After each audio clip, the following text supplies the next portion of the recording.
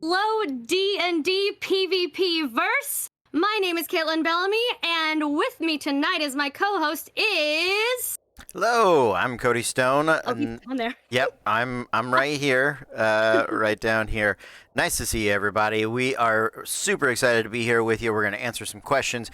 We're going to get into some details, and hopefully, we're going to keep everybody chomping at the bit for this PvP adventure we are about to go on. Listen, we've been talking about doing a proper PvP event for literally 3 years at this point, since we did a live event for Tabletop Day a few years ago at a local Coliseum of Comics. And it was so good God that so many emotes. Holy fucking left shark. That shark, I'm gonna kill it. Yeah. I've got to find it and kill it. If you were here during April, you'll know about Subby Shark is my nemesis, and I'm gonna hunt him down. It has been a great time. And also before that, we also, for a variety of like charity streams and things like that, we did some X-Crawl games. So we're building on our experience from running X-Crawl, from running some live PvP events, from running some different game setups to make this league happen. And we really had a fantastic time at our streamiversary, the beginning of April. We took a moment, we went back to the drawing board, we started ironing out some of those rough spots. Well, and more importantly, we took into consideration the feedback that we got from both the players and the viewers from last time. Yeah. We came into this with a fairly solid plan of action to stop min-maxing from happening, to stop it from being too overpowered. Oh, thank you. My first mates are both in the chat.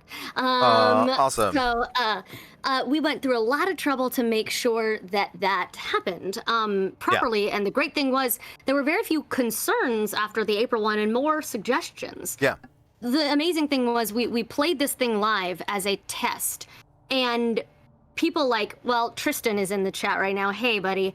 People like Tristan would message me and be like, hey, can I donate to do this? And I went, yes. Sure. So a lot of this was the viewers throwing spaghetti against the wall and seeing what we let stick. Yeah. And that has created a brand new rule set of excitement. Also, I didn't even know there was Hype Train time happening right now, but apparently, yay, Hype Train. Yes. Thank you all. We love you all immensely. Thank you guys.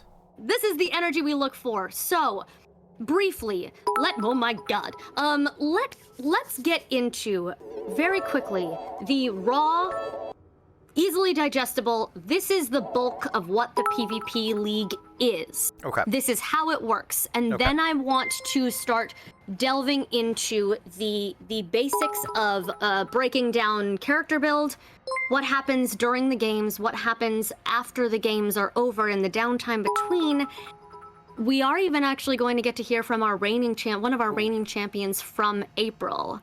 Team member is coming back to be interviewed for us when she's awake. So get ready to smack talk her, because she absolutely dominated in April and is coming into this with her partner Matthew as the champ.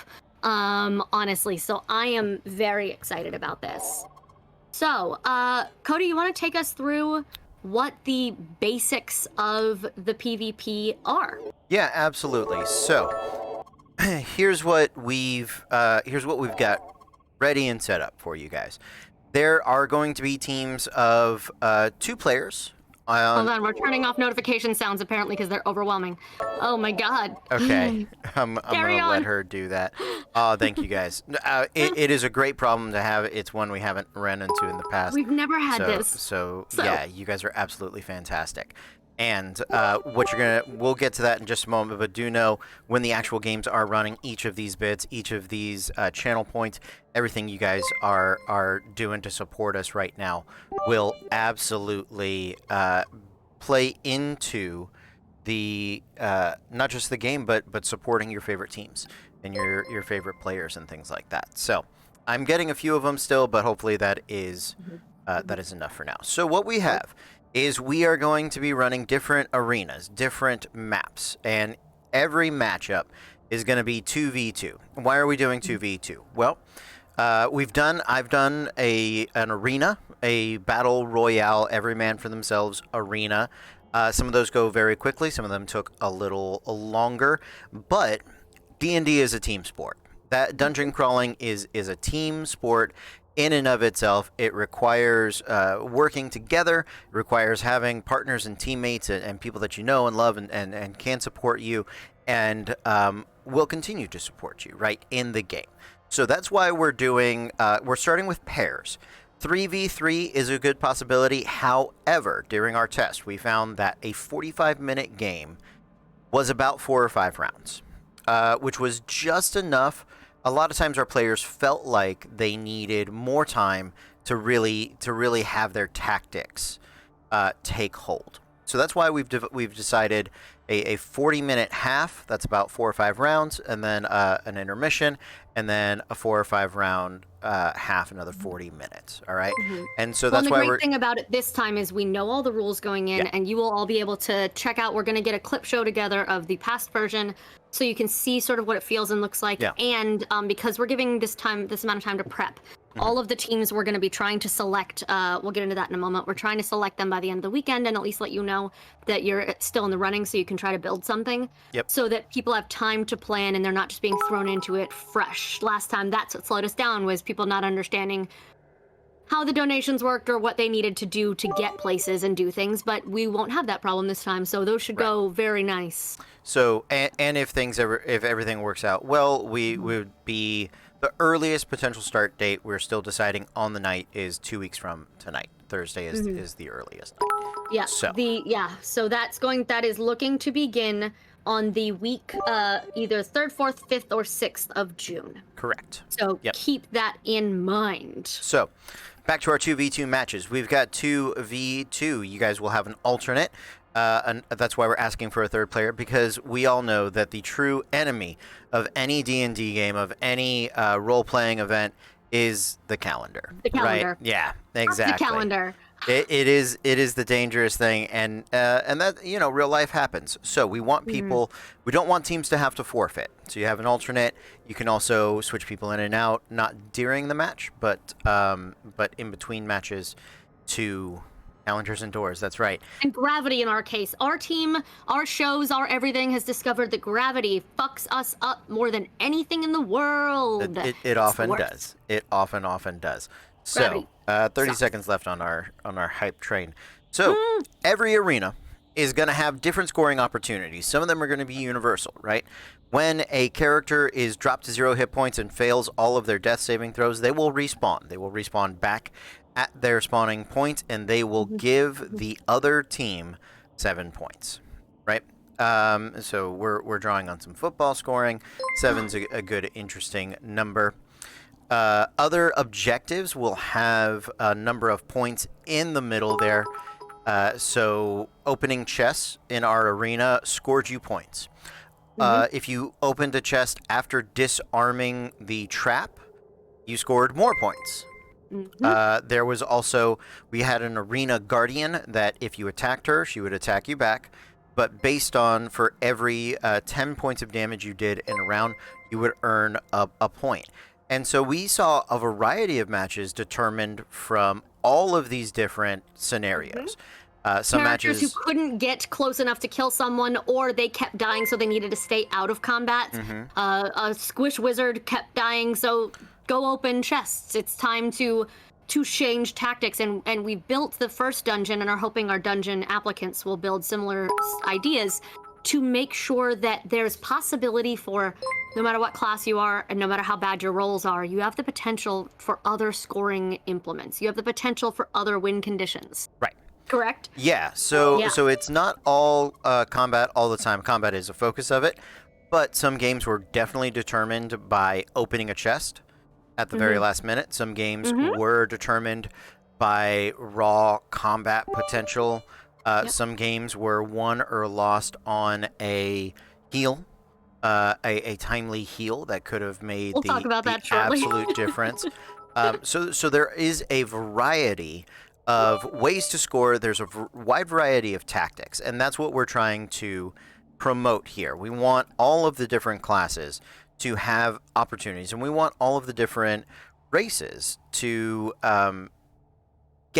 to be beneficial, right? One thing I don't want is a entire army of half-orc gladiators, right? We want variety, and we are going to have that variety. Not that half-orc gladiators won't have any place, but again, we are looking for differences. Also, yes, please keep asking those questions. I have a schedule for the evening, so I will be rolling out. We'll be making sure that those get answered as soon as possible. However, I can tell you right now, Fish, that no, there are not points for time at present, at least in our current arena setting. The match is going to run how long the match is going to run. When time is up, we're done. This is not a race. Killing your enemies faster. We're not trying to get you to a certain point threshold. We're seeing who has the most points at the end of the game, not the other way around. It's not first person to 50 wins. It is at the end of the match, if you have 50 and the other team has 47, you win. Right. So that is how that goes. Speaking of points, though, because you know the whole time what the points are, I'm going to be, and I've got to train a lackey to do it on the nights that I can't be here. I'm going to be keeping track of points and scores and donations coming your way and all those things, so you'll be able to see a scoreboard in the Discord and live. Teams knew I'm only 5 points behind. If I kill another party member, I win. Right. Or or we are more than 7 points ahead, no matter what they do in one turn, they cannot catch us. So we're good. We're fine. You know the whole time how close you are. Yes, Tristan Alaki. A Twitch slave, if you will, just to do my bidding. No? So that is so that's not quite how that is going to work, but I appreciate the question. Please keep them going. Carry on. So we have, if you guys saw our time in April, we accept donations for the teams, and they will benefit for that. And those donations are going to be able to come from a wide variety of sources, not just bits, not just full-on donations, also cheers, which you'll be able to earn by just hanging out here with us, coming and watching the matches, taking participation in the raids that we do, and channel points. And channel points. That's what I was trying to talk about. Channel points. Yeah, those are two different things.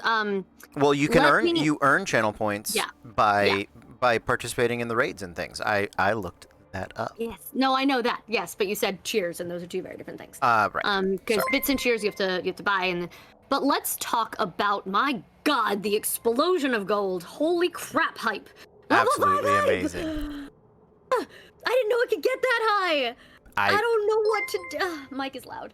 I don't know what to do. I'm sorry. I'm in ASMR. I'm like, I'm too loud on the mic. I have to protect it. You're okay. Thank you all. Thank you so much. Oh my God. I'm so excited. Oh my God, it's golden. Sorry. I thank you all. I love you all. This is the coolest thing. So let's keep it going. The energy in the night. I don't think we can go higher than that. That's fucking amazing. It's absolutely oh my amazing. God. Sorry, I'm emotional now, but I'm gonna plow on so we don't lose the energy of the evening. Let's go. So, let's slowly, full hype. If we do a giveaway tonight, it'll be #full hype. We're more than halfway to the viewer count that we need to do our next big giveaway, by the way. Oh, really? So we're at 35. We need 70. So we're almost, we need 75 viewers to do the giant D20 pillow. Yeah. That'd be fucking cool. Yeah. But we're almost there, to quote Tiana. Super excited about it. So let's slowly, because it is a thing that people have been asking a lot about. Let's get into some this details. Moment to break down donations, because the character build in the arenas are going to take a while. But the bottom line is, 2-man teams versus 2-man teams. Donations can influence to help or hurt you. Downtime between the week is when you level up. That's the big picture. Let's talk about how the donations work. Yep, and I was trying to find my my worksheet to go off of. But while he's doing that, let me briefly discuss with you, because this is a concern that I've gotten both on TikTok and other platforms, and that we and that we saw during the last run. We originally just had, here is the list of things you can buy. And it was things like Longstrider, to get your team members just quickly across. People could buy it for you. It was things like Longstrider, legendary weapons that Cody had picked beforehand, and they got to pick which legendary weapon they wanted. It was things like healing. We, in the moment, decided people could donate to heal, and 200 bits was a D4 of healing. However, A, that got very chaotic, and if any donations were delayed, people could die. So we've changed those rules a little bit. But B, we had some viewers who were very sad that they could not, Tristan, you're grounded for that, that they could not participate quite as much. They really wanted to support their team, and they really wanted to have a good time. So we are implementing for the official league a couple of new donation tactics. One, first, pay attention. There's going to be the straight donation. Here's the amount. Here's what you can pay to make things happen. Enjoy. Amazing. People will have $20 to $100 to $1,000, just whatever you want. People paid a lot for their team last time. They can just pay. Great, amazing. 2, channel points. Because at the bottom line is we want to hype up the event and the channel and the everything. So the more you watch us here, the more channel points you can earn. Channel points, because they don't pay out anything for us, are going to be a little higher threshold to reach it. But if you're just hanging out and watching and lurking and you get a bonus for subscribing, do whatever. If you're just in the channel hanging out and you've earned channel points, start saving those for the event. You'll be able to donate at a higher threshold, but you'll be able to do it for free to get certain things to your favorite team. 3, we are also going to, we're trying very hard. We are also going to, because we have a store, we have merch, we have pins, we have all these things. Once we have nailed down our teams, we are going to be giving each team member that is a good question. Hold on. We are going to give each team member, or each party, an affiliate code for our store, essentially. So if they are hyping up the show and their friends go and buy our merch with their affiliate discount code, we will know, your friends bought $10 worth of merch. They got a discount, but we will give you the equivalent in-game points. That's for during the week. You get a discount if they'd rather spend money on actual things, we're giving them actual things to buy, and you can translate those sales of real-life merchandise into in-game profit for you. So we'll be giving everybody an affiliate code that matches their team name, basically. So we'll know, this is the code for so-and-so's team. Great. This is the cultist code for Sway. This is the code for Megan and Matthew specifically, the Eminem murder party. We've got it. We know that this is where they're coming from, and that's going to be great. The 4th option, which is up to you, and this is going to be an interesting thing, is if you and your party choose to go get an in-real-life sponsor. The idea here is that this is a sport. This is wrestling, but nerdy. This is Formula One. This MMA, Formula One. Yeah. The even things like baseball teams. We are not putting a salary cap on it. Nope. For this first one. If you can sweet talk an in real life sponsor into donating money to your team so you can buy in-game products, and then you just hype them up during the game and we get you a logo with their information on it, fucking do it. That's up to you guys. We have some locals who are like, I have some sponsorship ideas. I'm gonna go to the nerdy game store and ask if they want to sponsor me. I'm like, go for it. Right. Go have fun. Everyone get on the big TikTok, get big on TikTok and snag a Bang sponsorship. There you go. If everyone's brought to us by Bang, though, then we have to contact AJR and have them let us use Let's Go Out with a Bang as our theme song for the event. That's how it has to happen. So I do actually I finally found the paper for, and there are also going to be non-donation ways for people. So let me dive, may I? Yeah, dive please. Okay. Yes, carry on. So, every dollar amount is going to have a donations can be done during the matches, which will have immediate effects, and those are going to linger on forward so that people can what is donated to a team transfers into gold coins.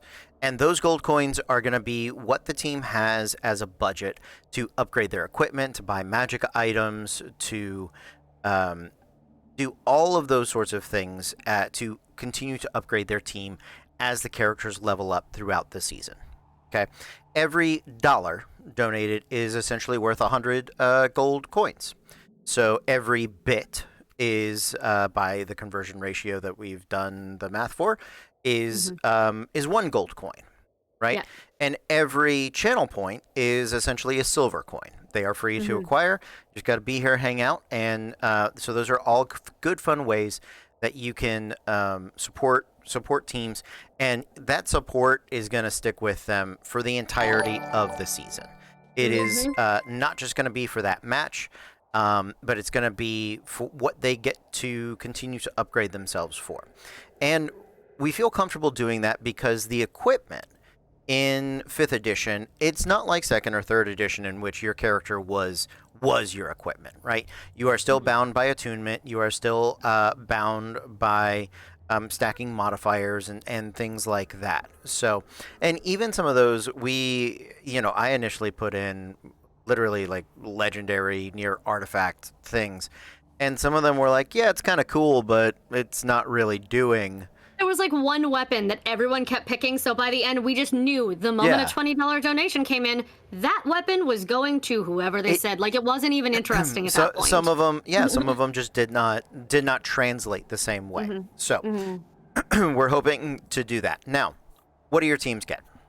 The boons from the crowd. Boons of the crowd. And the entire idea here is gladiator games, Hunger Games, the idea that your fans are not only supporting you with being in the crowd and cheering and their emotion, you're getting a sort of tangible way to build that up. So these are the donation things that we have set right now. There is a little bit of tweaking that may happen throughout the season, but here are the dollar amounts that they are out. $1, Long Strider, plus 10 feet of movement. It's super easy to understand. It's going to help people get around the battlefield. It's cheap. It's fun. Everybody's going to enjoy it, right? $2, Fortune's Favor. So that's the spell. It is advantage, disadvantage. Essentially, it is the luck feat. And as such, the luck feat will not be available to be taken. Your boons are going to last for the match till the end of the entire match. You have them because we realize that turn by turn everything moves so fast. Yep. It's going to fuck with everything if we're just doing modified math for like one round. No. And then it goes away. Like. And the other thing that we have learned is that we don't want any boons to be big math changes as far as your attack modifier, as far as your damage, right? Things like that. Nothing that is going to change the numbers that are on your character sheet, because a lot of times players forget those things. Players have... every team will be playing every week. Yes, almost surely. That is the goal, is to have every team play every week. If we end up with an odd number of teams, teams will have a bye week. But we're going to do our best to make sure every team plays every week. Yeah, you can easily forget about boons. That's why we're trying to make sure that they are impactful things and things that people are going to remember and make use of, right? $3 is a really exciting one. It is once per character. It is limited. It is Death Ward, which, if you're familiar with the spell, when you drop to 0, you pop back up with one hit point. So your crowd, and I like the fiction of this, right? You're in the arena, everybody's around there, everybody's cheering for you. You get knocked down, but like the song says, you get back up again. Exactly. The crowd. It is the Rudy moment. It is the Rocky moment, right? The crowd cheers you on.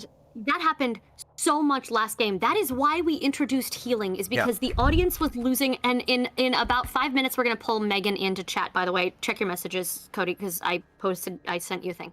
Okay. We're going to pull Megan in soon to talk about this from the other side, because she is, as I mentioned, the GOAT. She is our reigning queen from last time. But there was a moment when Matthew was dying. Her partner was dying. And the audience asked, they're like, can we donate to heal? Can we donate to keep him alive? And we went, yes, you can.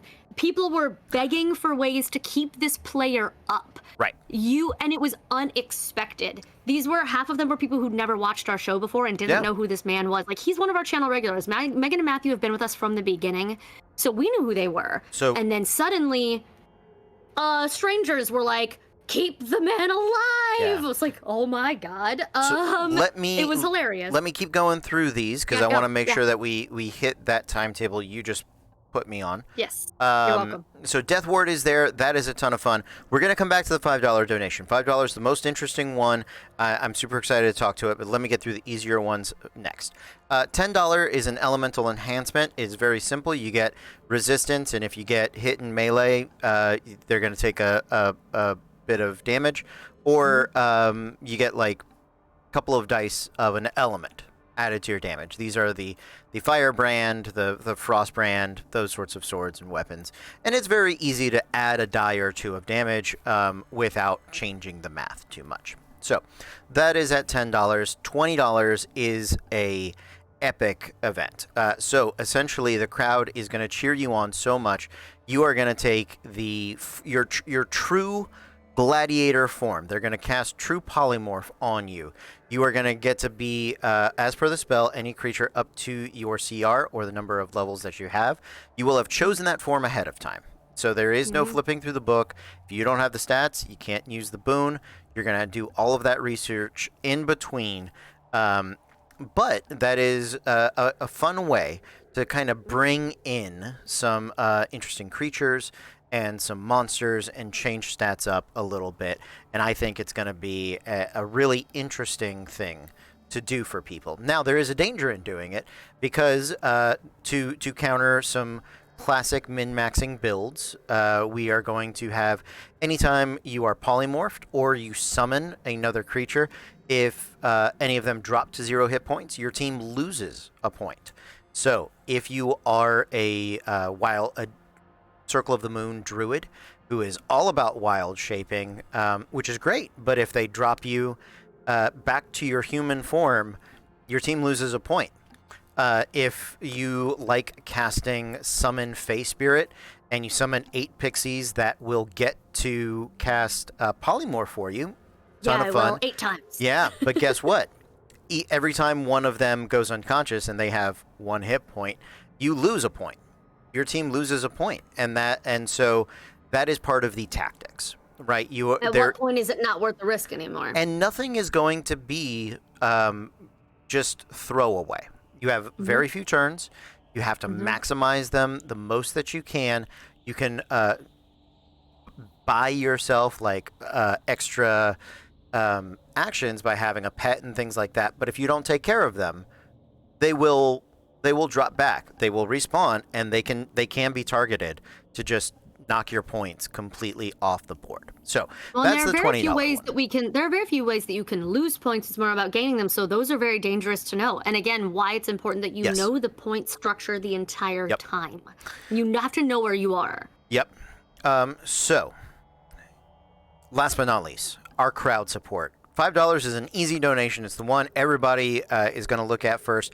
You're going to have a ton of options that come with your crowd support. This is the hometown crowd. This is people cheering for Rudy. This is what that donation is for. In this donation is the ability to heal. As a bonus action, you can roll as many hit dice as you want that you have. But once you roll them, they're done for the match.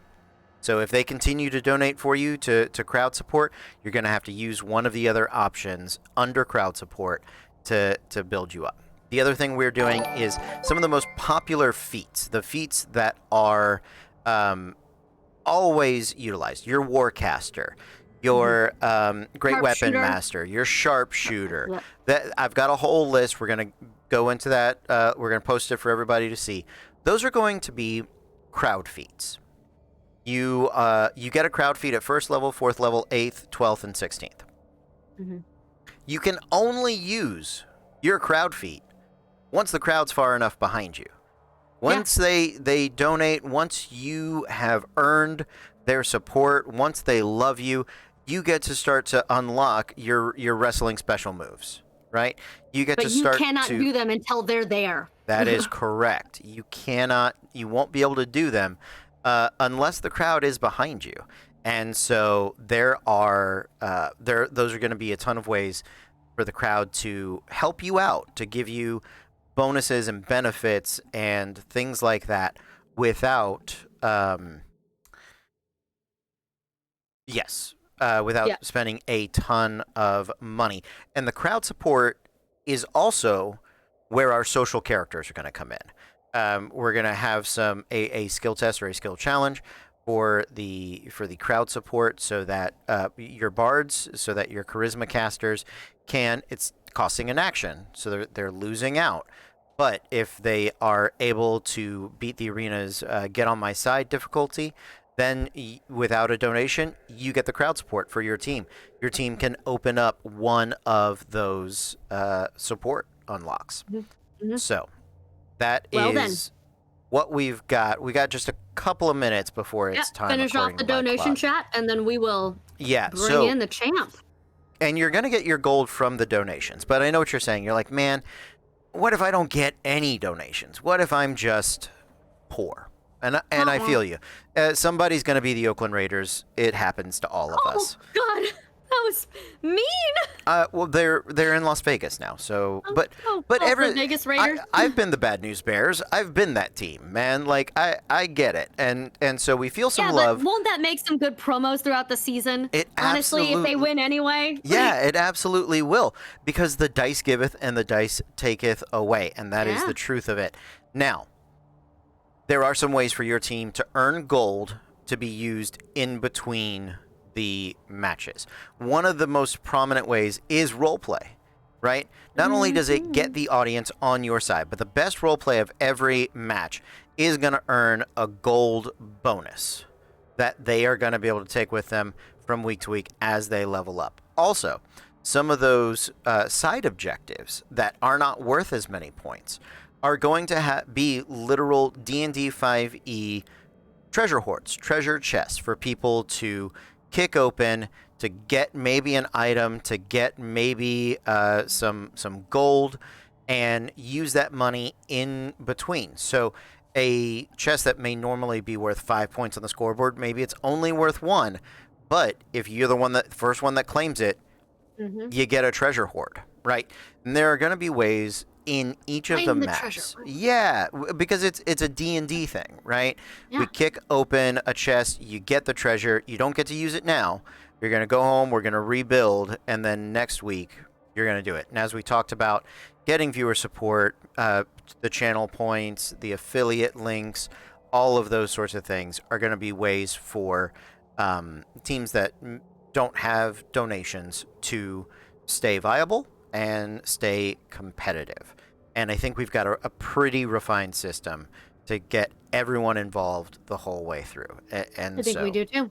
Yeah, I get why that's sort of the biggest concern people initially have, but I think we have some really good and elegant solutions for that. And quickly, I will mention that, yes, we are keeping, I believe it's going to have to change a little bit because we're not donating the same types of things, but donating to the Dungeon Master will still be an option. Donating to help the arena instead reset a trap, give the Dungeon Guardian or the monster in there the weapon or the boon will absolutely still be a viable option. Yeah. Because people get, if there's a power player and people want to watch them fail, they will donate to kill you. They will donate to smash you. Now, is that the end of our donation chat currently? That is, that's what we got donation style. So we're going to talk after we interview Meg. We're going to talk about the details of the build rules and restrictions because there's a lot that needs to be discussed there as far as what we're allowing, why, where we're starting, how we level up, etc. Yeah. Okay.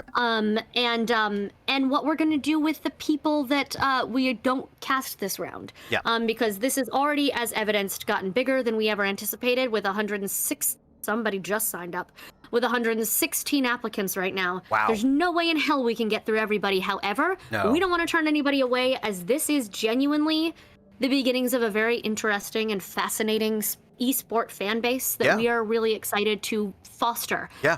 Already we're seeing people meet each other and want to be team members with each other and want to be part of something bigger. And that is what we want to build here, is something bigger. It's not just about us. Yeah. It's about this being this fun, nerdy fucking sport for everybody to enjoy. And I really hope that people that have other channels, other media outlets, other things that people are doing, man, I would love to bring in characters from Monday night. Other games. You know what I from mean? Monday night, I would love, that would be my thing is, you know, let me come and show off a character that has a really cool backstory. Kidding me? At higher levels, Fable would fuck all of you up. Yeah, I mean, she would fuck you up. There's a lot of fun things. So, but let's get Megan here. Let's talk to her. All right. And then we'll dig into some of the rest of it. And she coming in. Yeet. You may need to reframe us. Yeah, a little bit. What did I open? No, Megan. We're okay. Hold on. Are you here, my love? Hey, gorgeous. There she is. Hi. Hello. So everyone meet Megan. Megan is one of our team regulars at the beginnings of the channel for us. I've been playing D&D with her and Cody and our friend Matthew, specifically the Fab Four. It's been like 6 years now. It's been a long time. It's been since like right when did 5e come out? Like we started playing shortly after that together. You what? 6 years. That's true. I didn't even think about that. My God. 6 years. So everyone says hi, Megan. So yes, she is the queen. Thank you for noticing. Megan, tell us a little bit. So you and Matthew have this distinct either advantage or disadvantage of everyone who goes and watches the VODs knows what you can do. So whereas we're not making people like talk about their builds, if you want to talk about what you two were and who you are and what your team was, we'd love to hear as much or as little as you want to tell us. Well, I'm reframing. I don't know that they are using the same characters. I did something bad. Why did you touch things? Because I was trying to fix it, and I chose poorly. Don't push buttons. There we go. That's it. Now we're small, though. There you go. Thank you. We're good. All right. Okay. Fantastic. Carry on. We're actually still building for this new one. Oh, good. So talk to us about last time then. So last time, I cannot remember our team name, which I feel kind of bad about, but he was a hill dwarf, paladin, and I was a Goliath, Circle of the Moon druid. So I think actually I'm the reason we have the wild druid rule. I think you are actually. I think you are the reason. And I wear that badge proudly. Well, it was something we were going to need to think about at some point, right? Yeah. At higher levels, an infinite wild-shaped druid is its own tank issue. Yeah. And that's kind of why I built her that way, is so that I would have, because that's, people that play druid, especially Circle of the Moon, that's the whole point, right? You get infinite amount of hit points during a battle so long as you have all those wild shapes. So that was sort of the idea with that. Both of us had some heal magic and some offensive magic, so that if necessary we could get into those like sweet magic spots and just cast. If the other one was going full melee, we tried as best we could to make the team as flexible as possible so that we could react to whatever was getting thrown at us, because we didn't know, we knew who we were partnered or who we were facing off against, right? Yeah. But we didn't know what they were building. So we tried to prepare for all of the possible outcomes. And I'll give Matthew this. The kid's a genius. Yes. So so having Matthew's the real guy to beat, honestly. Like, tell me about it. Yeah, that's why I'm nice to him. That's why he's my friend. He's on my team because we're all nice to him. We're afraid. We're fucking scared of him, Megan. He is our elder being. I'm fine with that. He is our elder being. He's actually 4008. He just looks 12.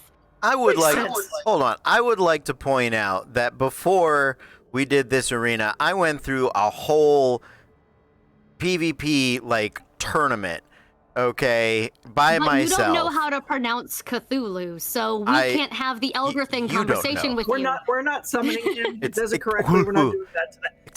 No. Stop. You're wrong. Right, but Tristan, you were there too. Yes, you were. For the one day. Just for the first round, but you did great. And correct me if I'm wrong, but were you not playing a druid as well? I played a wildfire druid. Yeah, it was in Tasha's. It had just came out. I didn't I think I wild shaped in the first match. Versatility was definitely one of the things I built for, and some people utilized similar tactics. I saw in our matches.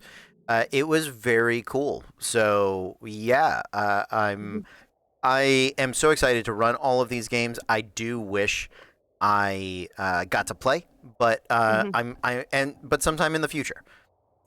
I will say this. Yeah. So I'm a theater kid, born and bred, and then I transitioned very easily into just full-time gamer and geek. So sports was never something that I did. This is the first sports type interaction I've ever had, and this is dope. This is this is so rad, right? Let's talk. Yeah, I was about to say. So for people who haven't been in the Discord, essentially, if you don't have the PvP League role, there is a big channel like this. We play everything through Discord.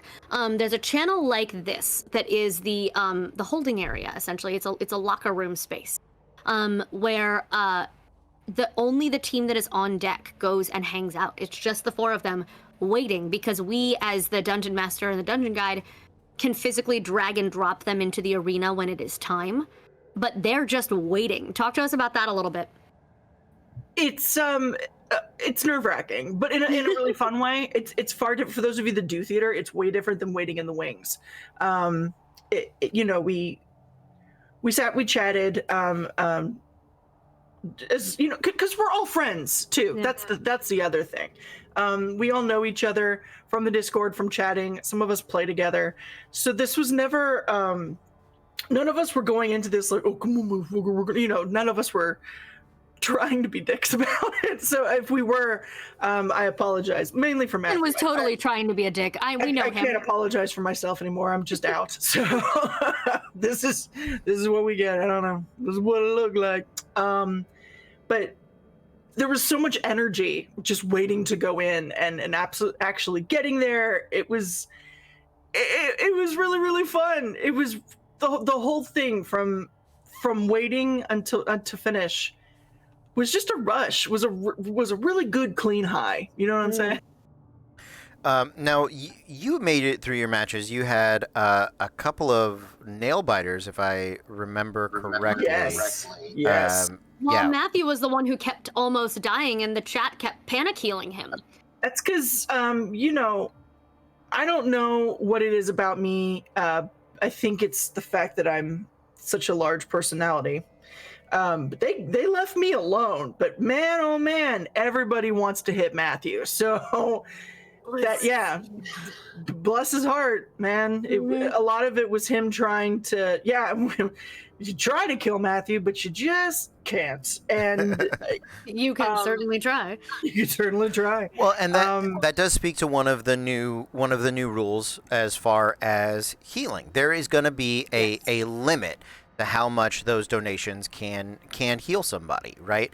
And it is going to be a tactic for the people that are receiving that love and support to space it out however that they want to and can. Our hit dice. It's their amount of hit dice. We essentially are allowing a rally. Yeah. So once it's done, because you, Meg, you were there. It was. I only know what it was like for me on the end of, I'm the one who collects all the donations and make sure they get to the right people. However, because of that, people were panic sending in D4 of healing, D4 for Matthew. And by the time it got to me and the time I got it to them and he knew that it was happening, the round was over and it was too late. Or the game was over, the match was over. So adding the, we know when they're maxed out, they get to decide when they use it is going to be very interesting. I think that, hurt or help, you think that's going to be helpful, or you think that's going to be a little more nerve-wracking? Oh, I think it's going to be helpful. Yeah. Absolutely. Yeah. I mean, yeah, absolutely. And the nice thing is that those donations, if they come in too late or they're not going to be beneficial to the immediate match, the gold that the team earns from it is still going to go into their coffers. It's still going to afford them the opportunity to buy healing potions or staff of healing or one-time use items or better gear, so that none of that is wasted, right? That was one of the things we ran into. We never want people to feel like, hey, I'm here, I'm watching, I'm putting in my support. They didn't get to it in time, so what I did didn't matter. No. It's going to matter all the more. And I will tell you, it is nerve-wracking and thrilling at the same time getting the donations, because I know for our last match, Matthew and I walked onto a board that was already stacked against us. And that is the other thing, is people can buy in advance. Yeah. People can buy in advance during and what's interesting was, because this happened all over the course of one very intense weekend. So Meg and Matthew were our first game and one of our last games. They were our last official game, and then we added another one because everyone was so excited, which meant that by their second match, because everybody knew, Tristan, who's a jackass, had bought his own team. We love you, Tristan. We love you so much. You're our favorite. Mwah. Had bought all these boons for his own team so that they could survive, so that they could fucking survive. And so, yeah, Matthew and Megan walked out into everyone on the other side already had boons, and including the Dungeon Guardian. Oh shit, they still won, but it changed their tactics. Like, they had to shift, right? Like, hard. And I'll tell you what, we had a Viking chat before we went out. You know, it was very much a so Matthew, we're not going to win this, are we? No, Megan, no, we're not. But we're going to have fun, aren't we? Yes, we are. Yes, we absolutely are. But like all weekend, we knew. We're like, we're going to make a good show of this. But so help me. Well, a couple of things really fast before I forget. Thank you, Techno Wizard. You all have thought so much about this to make sure it's fair and fun, and it shows. We have put more effort into this event, I believe, and the concept than any other show we've put up in 3 years. Like, Cody's been working, I'm just the hype girl and the pretty face. Cody has been fucking working overtime on this and building the rules and figuring out the strictures and figuring out the math and doing all of the things for so long. It does show. And it does show. It absolutely fucking shows. And so I'm honored to be a part of it, honestly. I'm really excited. But I would also like to quickly thank everyone who participated in the test run in April. Yeah. Because most of these things came up because of all of your feedback. We would never have thought to let people donate to hurt the players if Tristan hadn't been like, can I give the Dungeon Guardian a fucking sword? Woot, Cody. Thank you for that. Moment thank you. For just uncut chaos. God bless that board. Was there. I was there when it happened. They're like, can we give it to the Guardian? And part of me was like, are you joking? Don't do that. You're monsters. But the rest of my new reptilian D&D brain was like, do it. Do it. Do it. Let's see what happens. I want to see what it looks like. Fuck me up, dungeon. Let's go. And each of those options is going to be, we're going to have them very clearly outlined in the thank you guys. Thank you very much. Thank you, Nelly, and thank you're you, welcome, Teal Pamphlet. Meeple. Yes.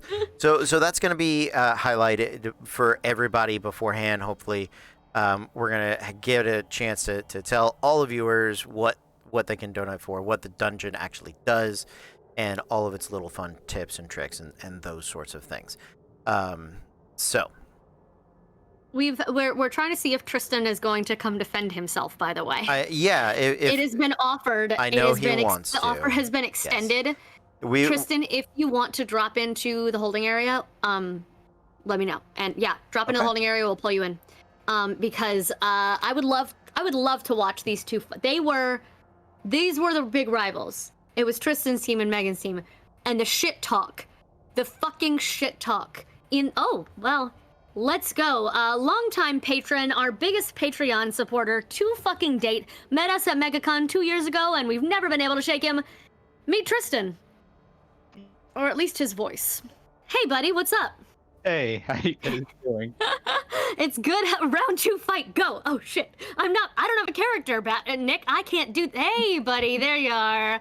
I can't fight. Hey. I'm just gonna let them go. So defend yourself. Fucking, I dare you. Hold on. First of all, let's be clear. No one's upset with you. No one's upset with anybody. Not at all. Okay. We love you so much. Good. I want to make sure that's clear, because now I'm like, God, man, they pick on that Tristan poor kid a lot, and I'm like, Tristan fucking knows. This is the man who when we played our Patreon game with him, it was just me and him in chat, and I literally just signed in. He goes, Caitlin. I was like, what? He goes, how dare you? I'm like, you finished Kingmaker. He's like, yeah, fuck off. I was like, hi, friend. I didn't say fuck off. No, I know you didn't. That. It was that energy, I didn't though. curse at you. It was that energy. He's like, I hate you. I'm so mad at you. I was like, I know. I live for that. I live when my readers are like, how goddamn dare you, you bitch. Put it back. Fix it. Well, and when we're coming up for like this new season, Matthew and I were trying to find our third, right? And we were talking about it, and Tristan's name came up, and we both looked at each other and went, no, I want to beat him again. I would love to play with you, but oh man, no. We got a score to settle here. We got a fucking score to settle. I'm not part of their team. But that's the point. You stole his partner, though. Okay, Stoll's harsh, and it's technically not like official. And listen, just shush. This is the first time hearing about this. Yeah, thanks. That's why I was like, thanks, Caitlin. Sorry, I'm the worst. I'm gonna shut up. So hey, Tristan, buddy, how you doing? So talk to us, Tristan. So Tristan had some interesting questions, because Tristan kind of gained notoriety amongst us as donating for himself and for his own team to I survive. asked beforehand. I know you did. So Cody, let's talk about. We can't technically stop it from happening. I'm assuming, like you could. So that's going to be allowed. Talk about that. Yeah. Well, here's the thing. It is. I think it creates an interesting story moment. We clearly saw the chat and the rest of the viewers have a reaction to it when they're like, "What?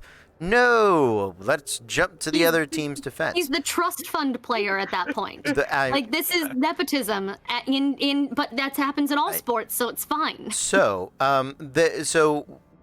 here's what we know. We do know that having the donations be able to influence the game has it does have an impact on the game. I don't think the game is pay to win. I don't think there is any particular amount that someone can pay that the dice won't fuck over. Let's be clear. And the truth is that it's tactics. It's tactics and flexibility, being able to read the battlefield and make good decisions. Now, better tools always make for better opportunities. But the biggest thing is that we saw it during our X-Crawl games. We saw it during our live PvP games. The audience wants to participate.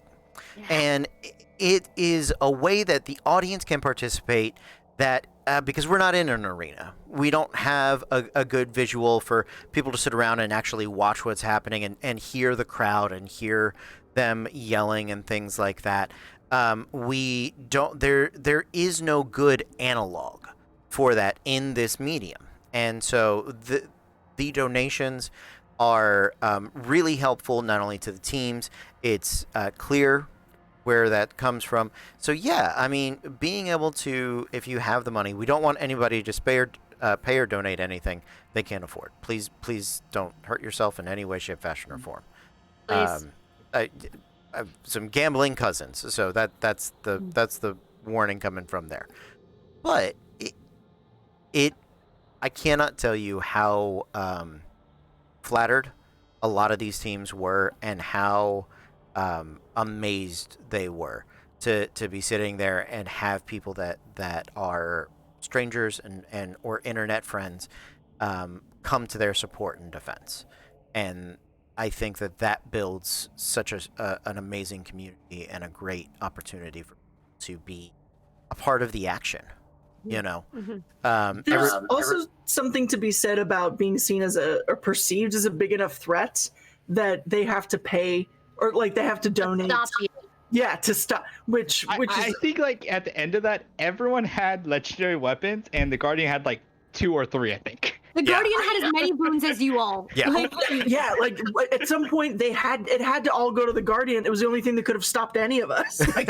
Well, and that's the interesting thing was everyone maxed out.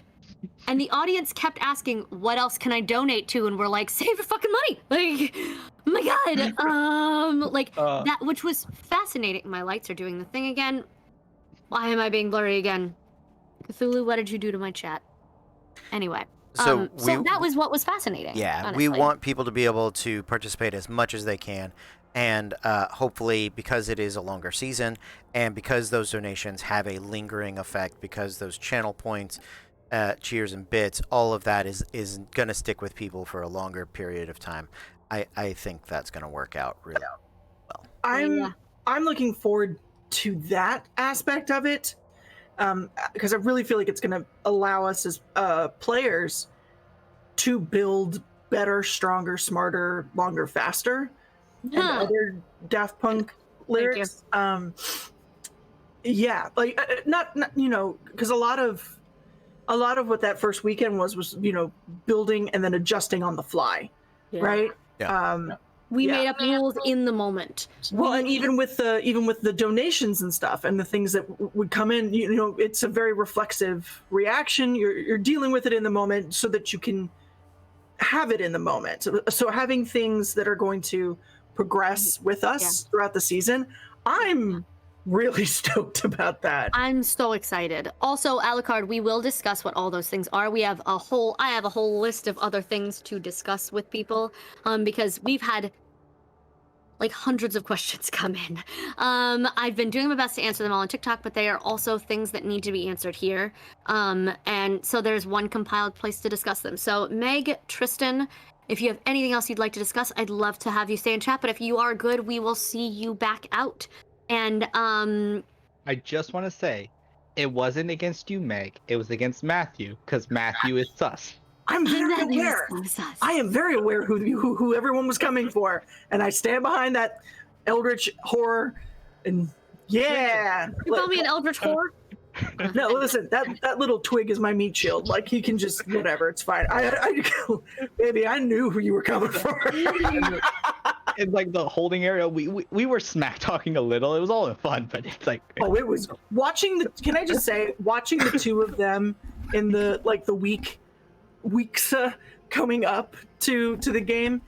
Holy crap, that was some of the most beautiful smack talk in GIF form. And honestly, that is what is fun about being in the Discord, even if you're not selected as one of the, because again, we're now at 116. We were at 113 when we started this. Fuck off, don't ever call me that. No, trees my meat shield. The format. The Eldritch Horror thing came up, and now it's just a Freudian slip. If I may. That's the fun thing, is the whole entire Discord is going to be filled with that kind of smack talk and support. From even if you are not playing this season, be a fan. That's going to be important and interesting. We're going to get more into that a little bit later. Cody. I was going to say, though that smack talk, those GIFs, putting together TikToks and interviews and things like this, in which you're doing promos, is a great way to get people to come and support you, right? And it's not something that they have to spend money on, but having them here, having them watch you, having them earn some channel points and throw them your way is great. And I think that's part of the fun of it, right? Is I don't know, if you were a kid, you watched some wrestling, I know there's a promo in there in your mind somewhere where you're like, oh yeah, I know I smell what The Rock is cooking. I know what that is. So have fun with it. Absolutely. Yeah, Matthew and I have already decided, since we are the two-time reigning champs, we are the thing to beat, kids. You are. Yes. And the smack talk is like, I had never before, like, I think we did it on Saturday or Sunday. Before Friday, I had never actually talked to Matthew in person. And we were smack talking for like 2 weeks beforehand. We've been playing that stupid questing game for months.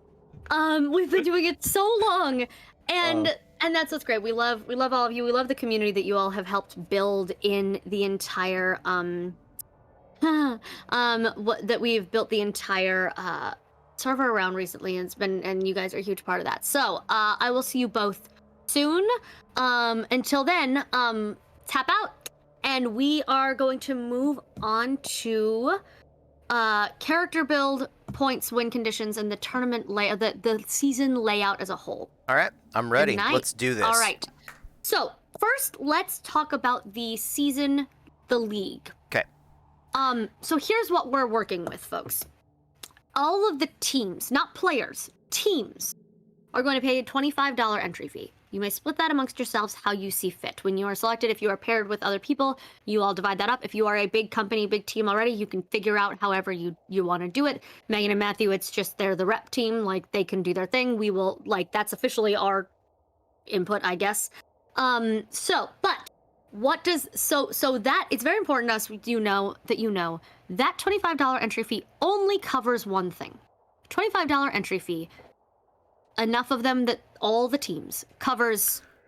These are boulder dice from Norse Foundry. They are metal. They are thunk. They are fucking big. And we are going to be getting silver, gold, and bronze gold, silver, and bronze ones for the first, second, and third place final winners of the entire season. So personally specialized stamped. Go. Yeah. That was worked out, the math with having 8 teams. Yes. So that is essentially 9 of those big boulder dice. Yeah. That is what that covers. If we end up having more teams, we will adjust accordingly. Maybe throw some extras in for the winners, throw some whatever. But that goes to prizes for the finale. Yeah, that's what that is. They're essentially our trophies, right? Yes, a they are fourth place trophy. This is the gold medal. This is the gold, gold, silver, and bronze. Yes. And we, if we get, we can work out the schedule to have enough have additional teams. Then we'll look at having another consolation prize for the fourth. Exactly. But that is purely based on the entry fee. That's what the entry fee is for. That's what the entry fee covers. Now, speaking of Norse Foundry, we as a channel are officially sponsored by them. They are a beautiful metal dice manufacturer. They do metal dice, they do meeples, they do art, they do gorgeous, gorgeous things. And we have a affiliate code. If you go to norsefoundry.com, which I've just linked in the chat, and you use REPRPG, that's REPRPG, you get 15% off your entire order. And when they're $100 dice, $80 dice, $60 dice, 15% is no small feat. That's quite a lot to take off. So please be sure to use that discount code if you are buying dice. But the Norse Foundry codes do not count toward affiliate codes for this event. That's just for you. That's just for That's us saving you some money. To know that there's dice. Yeah. Please go find. But that has nothing to do with this game. That's just, hey, by the way, we are also sponsored by Norse Foundry. But buying from them does not influence your team at all, because getting in touch with those sponsors and trying to find out, hey, how much has such and such made? Like, there's no way to do it in time, and we want all of you to get the bonuses and the boons and the benefits that you are paying for, that your viewers are paying for. Yeah. So that is the ultimate end game. However, along the road, here's how this is going to work. I'll give the big overlay, and then Cody can detail some shit out for us. Okay. Every week we're going to have multiple matches. This is more like wrestling than football. There aren't 8 games going on every Monday and you tune into, nope, it's match, and then a break, and then a match, and then a break, and then a match, and then a break. Like wrestling. However, we are looking into doing prizes for viewers, donators. It depends on if people have requested to donate prizes for viewers, and so we're trying to get that encouragement in the chat. If you are a creator and you want to donate something for giveaways for the viewers to hype up, please let us know. We're absolutely open to that. During the test run, we gave prizes away for the biggest, like not the biggest donator, but the biggest donator got to pick what the prize was that night. I anticipate this being popular enough that we're going to be doing giveaways the entire goddamn time. Yeah. It's not set in stone yet, which is why we haven't written it down, but there will be hype and encouragement to come watch and come play and come be a part of everything. On the night, however, we are doing a profit share with each team during their match of donations earned during that match. What you do with your share of the donation is up to you. You can turn around and put it back in the channel to buy your team nice things, or you can just take it and go to dinner. Whatever you choose to do. Our part of the donation, however, is going to go toward keeping this event running. D&D Beyond is expensive to buy all of the material and keep it going.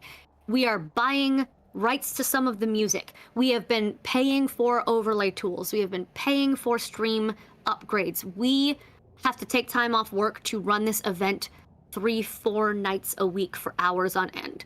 That is going to keep this part of the channel running indefinitely, as much as we can, as long as we can. So there is going to be a profit share, but that means if you and your team are selected, you are going to get paid on the net. So it is encouragement for you to bring people to watch you. Like, bring people to watch. Get fans in here. It's one of the reasons we're focusing on people with a good streaming setup and a good presence in this opening season, is we want this opening season to do well enough that we don't have to worry about that next time.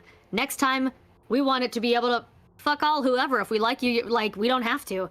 We want you to be able to. The hope is also to create some new audiences. Exactly. Not just for the Rep RPG, but for every channel and creator that participates. Hopefully, we've got this little melting pot opportunity, and so we want the donations to be shared with those channels. If you don't have a channel, or if you don't have a social media presence along those lines, we'll still work that out. But that is our effort to, it's not just a cash grab for us. We do need some help keeping the lights going, and that we're being honest about that. So, but we are trying to take care of our teams and all of our players as well. Also, thank you, Mike, for joining Patreon. We appreciate you. That also helps keep the dice rolling. Thank you for joining for the year. Oh, wow. That's always nice. And you get a discount if you join for the year. Every month, the patrons that we have, we don't know how many of them will be interested in the PvP, but the patrons that we have will get to whatever their level of patronage. That's essentially a donation. That's a donation that's going to go to a team of their choice. Exactly. So yeah, we are going to, starting next month, ask the Patreons who they'd like to donate perks to, essentially. Yeah. So if you are a patron of any level, there's a bunch of perks there for you. Yep. And also, we put a stall on it briefly, so you'll notice it's been a minute since we posted anything on the Patreon, because we've been so hyper focused on this.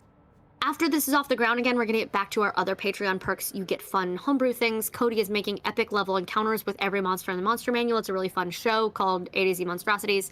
There's a lot of good perks, and we'll be putting out discount codes, and you get automatically entered into every giveaway, even if you're not watching live that night, no matter what level Patreon you are, which is the biggest deal, honestly. That's like the best thing, is you get to just be there. And you get entered. So patrons are wonderful, and we love all of you, so thank you so much. But do not be discouraged when you see, hey, it's it is a little barren at the moment. It's a little barren at the moment because we had to focus on this. Yeah. I do want to bring back A to Z Monstrosities sooner than later. I love AZM. But yeah. So there is all of that. What else do we have to talk about for donations? So yeah, that was prizes and profit share. That's prizes and profit share, which is very, very important. Now we're gonna end with build rules and restrictions, but let's also talk about people we're not using. Real quick, donated prizes that are for the viewers. I would say that those are also donations to a particular team. So if somebody is donating $50 worth of dice for us to give away on a weekend, and they want that to go on behalf of team ABCD, that is again, that's a way to have sponsorships and other people involved, so that teams can benefit. Everything we're trying to do is going back to you guys. Everything is meant to fill this. Now, I did have a quick, I want to answer a couple of quick specific questions. We'll end with Q&A, actually. So we'll end with, we have a list of questions in case we didn't answer them, and let people ask. Okay. Now, for people we don't use this time around. Yep. Because again, it's going to break my heart. We're not going to be able to use everybody. We're just not. And as I mentioned, it's why I wanted to talk about this. It's why it's very important all of you look into my eyes, look into mommy's eyes, and listen to my words. Because we love all of you. We're focusing on people who have a media presence and have a streaming setup for two reasons. One, we want, oh God, that's terrifying. Don't do that though. Sorry. You can look at my eyes anytime. Like, you don't have to, they have to stare at me because they only get this. So, one, we learned last time that not having a proper technical setup slowed your game down. It slowed the players down. If they had to worry the entire time about being heard or being seen, it was very distracting and frustrating for them, and we want everyone to have the best time they can. You're paying to be here. You're having a good time being here. We don't want you to have to worry about, well, I'm on my phone. Well, I don't have lighting. Well, the dog is eating my foot. I have to go. Like, we want you to make sure that you have the proper time and mental bandwidth and technical bandwidth to do this. For you, because we watched some of our players get very frustrated with their tech and felt like that was the reason that they lost. So we don't want that to happen again, especially for something like this. For a multi-week situation, for a one-off, like, frustrating but fine. For I'm investing time and money in this, we don't want anyone to feel like they have just are underprepared. 2, as I mentioned, this is a launch. This is a launch, and whether we are able to keep doing future seasons exclusively depends on how well this one does. If this one just sort of falls flat, we can't really... So going to party members and teams who already have a set fan base of some kind, or at the very least, a good, clear setup like this and an engaging personality, there's a better chance of the show succeeding, so that we can go on and have an amateur league, so that we can go on and have more and more of these and make it a full-time thing on the channel. If this becomes Fantasy D&D ESPN, so fucking be it. We will do that every night of the week that we're not doing our regular D&D show. We'll fucking do it. We'll find a way, because we are excited to do this with all of you. Yep. That being said, we had such a great amount of support that we have been considering running, even if Cody doesn't run it, if I run it instead, running a weekly or bi-weekly or something during the run of this amateur night, battle royale style night of some kind. Most of you also suggested that you were okay with doing an amateur league that had no donations and no prizes. We're working on that. We are working on that for you, specifically trying to push it ahead to go with the same. I'm personally working on doing some of that to make sure that all of you get to participate in some way and play. However, remember, viewership on this is going to be big. So even if you don't get chosen, please come and support your favorite team. Please come and show them that you like them, because we want, who knows? Honestly, Tristan, if you're still there, we love you. Tristan met us at a convention, became a fan, and then became a friend. And we love playing with him and happy to meet him in real life and hang out. Genuinely. You may connect with team members who then become your friends in real life. To me, it is important that everyone has a community here. That's all. That's all. I want everyone to feel safe and feel like they're having a good time. And so please do not feel ousted or uncomfortable if we do not get to pick you. And we hope that you are still interested in supporting the players that we do. So that was... Yeah, I agree with everything that was said there. Just to give you guys a peek to what sort of hope that we do have in the future of this. One of the things that I would love to be able to do in the future is have a second trusted DM that expands the nights that we can have our league games, right? And and have people that on the weekends. I think what we're looking at doing is like a 4-game tournament, right? So 4 teams with 3 games, and you have to realize every game being an hour and a half with some downtime in between. That's a 6-hour commitment. So there's only so many teams that I can personally run in the course. We already have volunteers. It's fine. which is wonderful, and that's also why we are having the Builders League. Which was an idea. I haven't quite worked out all of the details yet, but everybody has expressed so much interest in it. It's something that I'm excited to have people help and participate with. And the Builders Cup is essentially letting people build guest arenas and guest dungeons, and then the players deciding which one is their favorite. The fans would get to decide. The fans deciding. The viewers. Sorry. Yeah. Yep. Which one was fun to watch? Which one had best monster, best twist, best trap, best most accessible? I want to run most. I want to run least. Yeah, absolutely. So, so I think in the future the hope is to kind of expand and have more DMs and more options, and more leagues that can be run at different times and things like that. Again, the calendar is the ultimate enemy, so we're really focused on making this one as the best that we can do. And then once we've established that, then we will start working on dipping our little toes in the expansion. Yeah. Amazing. So yeah, I hope that makes sense. Like I said, we're not just gonna leave you out in the cold, but we are closing, as I mentioned, we're closing signups at midnight tomorrow, which means Cody and I have all weekend to comb through the 100+ applicants. We will start sending out rejection emails this weekend, and narrowing it down, and hopefully start sending out acceptance emails this weekend as well. The idea being, people want to know one way or another. Okay. All right. So I'm going. That's people, fine. I don't want people just hovering and waiting to hear. Okay. Because as an actor, that's the worst thing in the world, is seeing that someone else got something and then being like, well, I guess I didn't. Fuck. It's awful. I'm not doing that to people. I didn't know if we could just do like a cast posting of the chosen people, and then first alternate, I can try, alternate. but if we try to, it's fine. Okay. We'll work that out. I apologize. But yeah, so anyway, we're gonna be working on that this weekend. That's my entire Sunday and most of my Friday, or most of my Saturday while I'm at work. Oh my god, it's so much. But let's talk the people through the build rules and restrictions. Okay. Because I believe that is prizes and people covered. Yep. Let's talk. Okay. So, Wizards of the Coast material, no Unearthed Arcana. Not in this one. Okay. That's everything up through Van Richten's. I don't think there'll be another splat book before this league gets started. So that covers everything that we have, including the Taldore materials.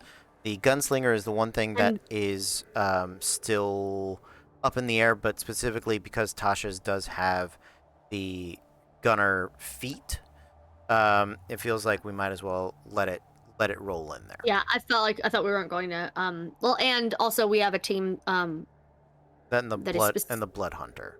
Well, we have a team that's specifically. Oh, thank you. We have a team that's specifically building from Bolos, which is great. Yeah. And God, I'm excited. We have only 2 teams officially accepted already. It's us and Indigo Chameleon. And boy, Indigo Chameleon's team makes me want to cry with joy. I'm so fucking excited. So, we are going to be. Everybody's going to be building their characters on D&D Beyond. Yeah. The people that are accepted, we're going to create campaigns. We can move those characters around. That way, the dice are rolled digitally on there. That is going to go back to our Discord server, so everybody will get to watch those rolls happen. That's going to centralize and sort of keep track of everything there. That's the character sheet we're using. Build rules. This is where we get into the nitty-gritty, right? Yep. I've got the list just in case we forget anything. Yep. So, starting at first level. Take those notes, y'all. Take those notes. You're gonna build from first level. You're gonna level up to 6. Okay. You get your starting gear as per your background and your class. In addition, your team gets 250 gold pieces. All right. There will be a magic item store, right? And all the prices in the PHB are there. You won't get to sell things back. So if you buy it, it's yours. You spent it, keep it. If you lose it, you lose it. Other things. The 250 gold pieces is for the entire team, not per player. Yep. You guys will that'll be part of team management. We'll be deciding how to spend that gold. How to spend those. That being said, we are not putting limits on types of items. We've had people asking, wondrous, legendary allowed? Yeah, if you have the money for it. If you fucking have it, sure. Use it. Now, there are a few conditions that are not allowed. Right? So, and here's the reason why they are not allowed. Both in the fiction of the world and in the reality of what we're doing here, of the channel. It is a show. These are gladiators. We are performing for people. Things need to be high action. They also need to be entertaining, right? So nothing that is going to banish a player to another realm. Nothing that is going to give a player the stunned or paralyzed condition. Nothing that is going to put a player to sleep.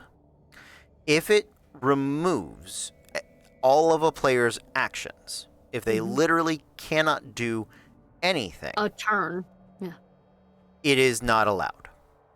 So they can restrict the movement if that player can still do an action. A player can be restrained. They can't move. Yeah. They still have an action. Is it at disadvantage? Yes, but they still have actions. They still have things to do. Okay? Unfortunately, things like the monk's stunning fist, those things are getting a nerf, right? If it's a class feature, instead of stunned, you're going to get the opportunity to essentially make them slowed for a round. Slowed is about the most devastating limit of a condition that we're allowing, right? It is no fun to be held person for an entire fight. You play D&D at all and you've had that happen to you, it sucks. If you've GM'd it all, you've definitely had it happen to you, and it definitely sucks. Well, and especially here where there's, I mean, between 8 and 10 rounds, if we're very focused, like, that would piss me off. Yeah, absolutely. And so it's also not fun to watch, right? It's not fun to watch. It's not fun to watch when one team has literally everybody's just stunned and frozen and all of those things. And you're like, well, I guess they're just going to win now. Like, that is a very boring show. Okay? Yep. So, that is the biggest rule to remember for that. We are using rules as written for action economy, which means skill checks are actions. So rogues suddenly become more useful. They have more power, even though they don't have the most hit points and things like that. They've right? got The that highest action armor economy. class. They do. To, they get their bonus actions. They get their roguish feats, and all of those sorts of things are really useful for them. So you're building to 6th level. Okay, you're using the standard array. You're choosing races that are from Wizards of the Coast. Okay. No Unearthed Arcana. No Unearthed Arcana. Nothing. So you may change the ability score adjustment from one of your ability stats. Tasha's allows 2. We're doing 1. Correct. That is absolutely correct. Okay. After you have built to 6th level, the reason we're starting at 6th level is that's where all the classes have hit their first power spike by 6th level, right? Yeah. We've gotten at, like, I think it's a 3rd level spell at that point. We've gotten 2 attacks. Everybody's got a little more to do. That's why this league and this opportunity is not a if this is your first game playing, I would watch. This is gonna you'll be frustrated. So after that, you've got your gold for you to spend. You're gonna go back and you're gonna pick. You may multi-class Teal Meeple. Yes, as long as you meet the requirements as per the player's handbook. We'll get to the questions. Yep. Yeah, you just Sorry. So you may go back. You're going to go back, and at 1st level, you're going to choose one of the crowd feats. You're going to choose a crowd feat for 4th level. Okay? Does that mean those are the only feats you get if you're a human? No. At variant, human at 1st level gets their bonus feat. If at 4th level, you decide you don't want the ability score adjustment, you want to take tough or whatever, as long as it is not a crowd feat, you may take it as per the rules. We will make sure the list of crowd feats is out before we list our final choices and have them start building. Yep. So that they don't build their entire thing around a thing they can't have. And what I will say is this. I see Alucard's question. I have an answer for that. I'm gonna. We'll get back to them. Okay, we'll get back to them. Sounds good. Hey folks, I'm gonna say this out loud, so Cody is bullied into doing it socially. Please continue to ask questions in the chat. Expect an answer at the end of this conversation. We're going to get all of the questions out together so he doesn't derail Ramble, because I have a lot of questions that need asking. I will call you the fuck out, sir. No, that's fine. Thank you. You may have spells that summon things. You have to have those stat blocks on hand, and I need to know potential summons ahead of time. You're not allowed to change them in the middle, okay? You're going to have your true polymorph option chosen before the game, okay? You know your arena, you need to know the spell true polymorph, and you need to know what you want to polymorph into if somebody gives you that donation. Cool? Cool. Starting equipment. As per the book. Remind them, Yep, as per the book, per your class. Plus that 250 gold. Plus 250. Yep. Yeah. There, I will also put out. We are going to be using the Xanathar's Guide to Buying Magic Items. Magic items are anything that causes stun, paralysis, sleep, illegal, will not function. Thank you, John Morgan, for being a patron. Thank you, John Morgan. Super awesome. All the other items are available. Okay. Yeah, that's you. All the other items are available right now, and it'll be settled this weekend. The price of all items is the maximum gold piece cost as per Xanathar's. One-time use items, expendable items are half, and that is per the book, right? So they usually give you like a dice. You roll 2d10 times 1,000, whatever. For simplicity right now, I am assuming all of those are the maximum roll. Okay? If I think there are exceptions that need to be made or I need to create a tiers list, I will do that, but that'll happen this weekend. Okay? That is item purchasing, that is items, that is character creation. As you level up, we're going to be taking the average on dice, on hit points. Okay? There are too many players everywhere to be rolling hit dice at this point. And I don't, so we're doing the average, standard, as per the books. Okay? And that should be it. That should cover everything. Let me double check for the thing. Yeah, multi-classing is allowed. So, and yes, we will give you the locked gated feats. Yep. Absolutely. Remember, yeah, and remember it's one special ability score instead of 2, so it's a modified Tasha's adjustment. Yep. Great. Amazing. The idea behind that is that we want races and characters that are varied, right? Yeah. When you're going into a PvP situation, your first instinct is, I'm going to grab a half orc, I'm going to have ruthless or half orc endurance, I'm not going to go down the first time I get dropped, you know, all of that. So it is a good tactic, but other people will find other things that have been successful. Yes.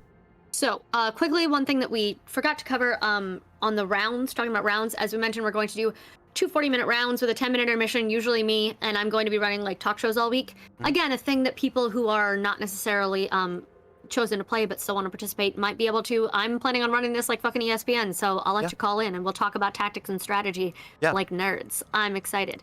But in our experience, a 40-minute round is 40 minutes is 4 to 5 rounds. Before halftime, we will finish the player's turn that we're on. Yes. Before the end of the game, we'll finish the round. So 40 minutes is a little bit in flux. It may go a little over or under depending on how close we are to time there. But that is what, and if there's a tie, there's a tie. Why? Because league points. We did not talk about that.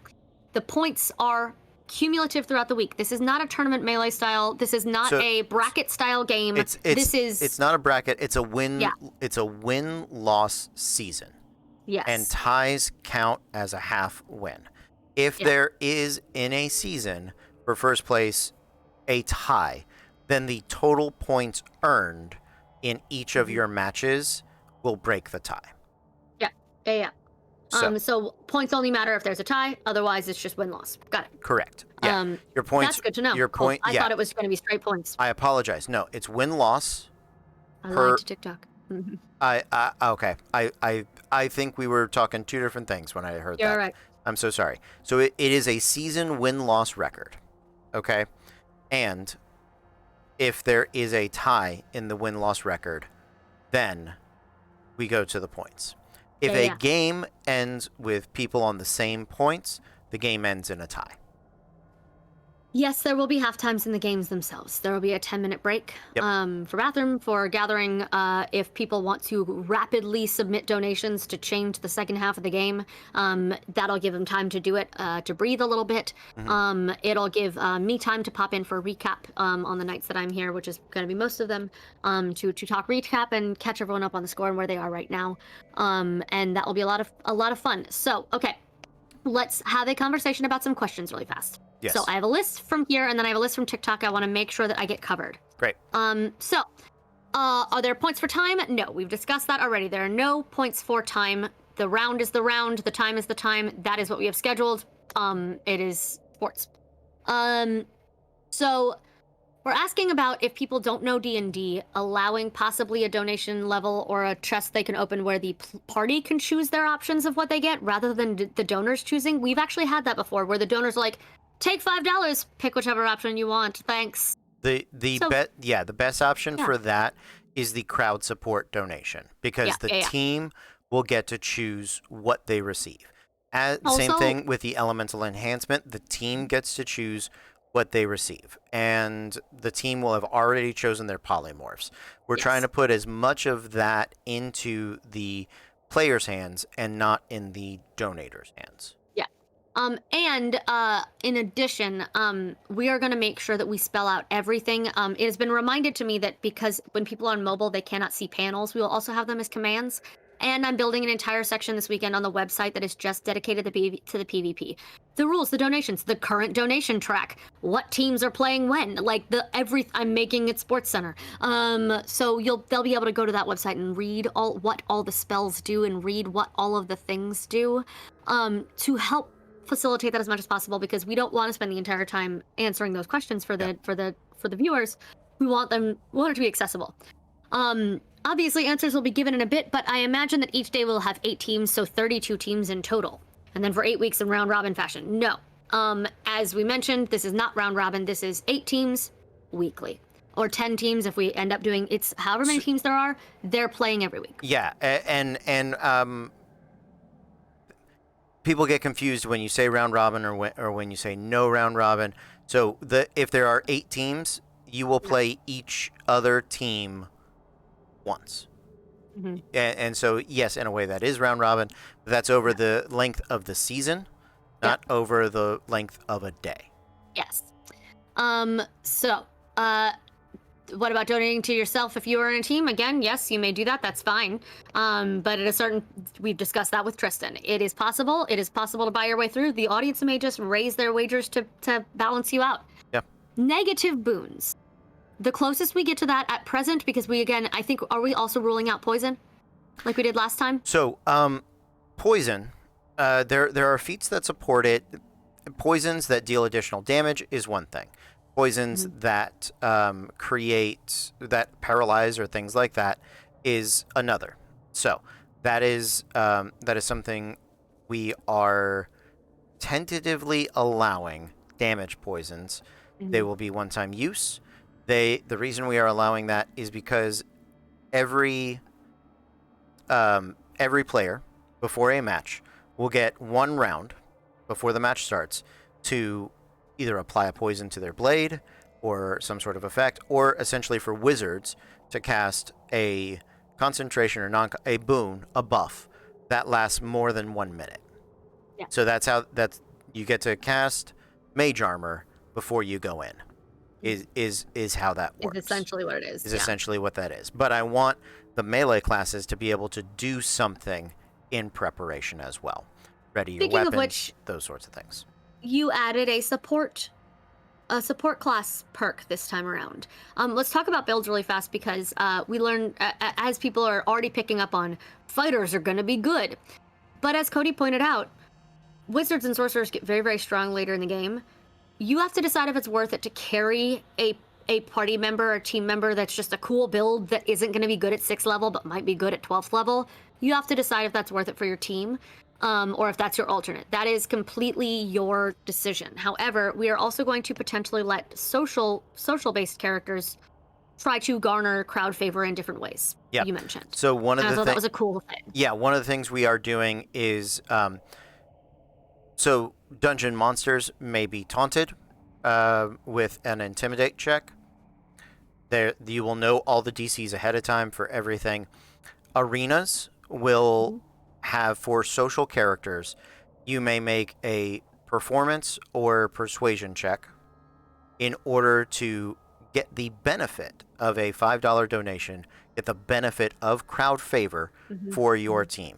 If the Yeah. other team will say that DC starts at 10, and I beat it with a 22, the other team now must roll a 23 in order for them to gain the benefit of that. So, Which but also plays into the idea that we are offering a role-playing bonus at the end of every game yes, now. there We're is offering there is gold benefited for playing your character, for having good role play moments, right? If you can tell me a Rudy story in this match, I'm gonna throw you a chest of gold. It's gonna happen. If you create a match in which the viewers love, you're gonna be rewarded for it. which on board. Yeah. Fucking stoked about that. That's gonna be great. I love me some good roleplay. Exactly. And people were concerned that it was just gonna be combat focused, and no, but we've given the opportunity now for roleplay to matter. Yes. Talk about that. That's a bigger issue. Will Lucky be a crowd feat? As we've mentioned, there are some things that are going to be So Lucky is gonna be a banned feat altogether, because you can gain the benefits of Lucky from a $2 donation, and we want people to have something to donate for, and so Lucky is gonna be off the table. If we start at 6, then level up each week, is it 2 levels each week? Nope, it's 1. It's a 1 level jump each week, so that means if we run 8 weeks, that's math. You would get to level 14.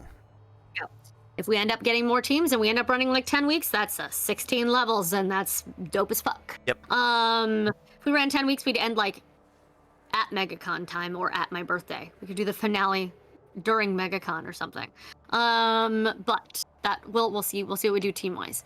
This is an interesting one because of the respawn. If a Necromancer kills a player and they get revived, does that mean their body is gone, or could I cast Animate Dead? Time frame wise, if they cast Animate Dead before that person has a chance to respawn. Technically, they're not dead; they respawn immediately. But leaving behind or dropping into the arena a corpse to be reanimated for Necromancers is doable. You killed him. Take a corpse. Yeah. Yeah. That's horrific, and I love it. I love the fucking visual. I love the visual. But again, do remember, if you animate a corpse that has 8 hit points because it's a zombie, and that gets dropped, your team loses a point. Yep. Changes a lot of build options for people. Yep. Racial options from different books all allowed because tieflings with flight speed. Yeah. So as are Eric Cochran, there are flight speeds that are allowed. Flight speeds tend to be balanced with losing other options. And do know, there is going to be a wind wall, control wind roof, essentially. If you try to go above it, you will have to make strength saving throws or plummet to the ground. There are also going to be arenas and maps that have very low roofs, right? If in we have the big arena, but the other big one that we're working on is the dungeon race, right? And that is a 5-foot, 10-foot roof. So being able to fly, you might be able to go further, but you will not be able to fly up and avoid damage. There's always the chance that those are going to be trapped. Yeah. He's a smart DM. We're going to build for all contingencies. Yep. And that's what's great is being able to build for all contingencies and being able to be flexible. Utility DM. Yep. Okay, legit question. Can we use social skills / spells on the audience? That is the crowd support. Yeah. It is not going to be. It's going to have an option. It's not going to earn you points, but it's going to give you benefits, right? And it's going to be a benefit that is harder and harder to claim. I want people to have social skills. I want people to use them. I want to make sure that all of those other classes are viable.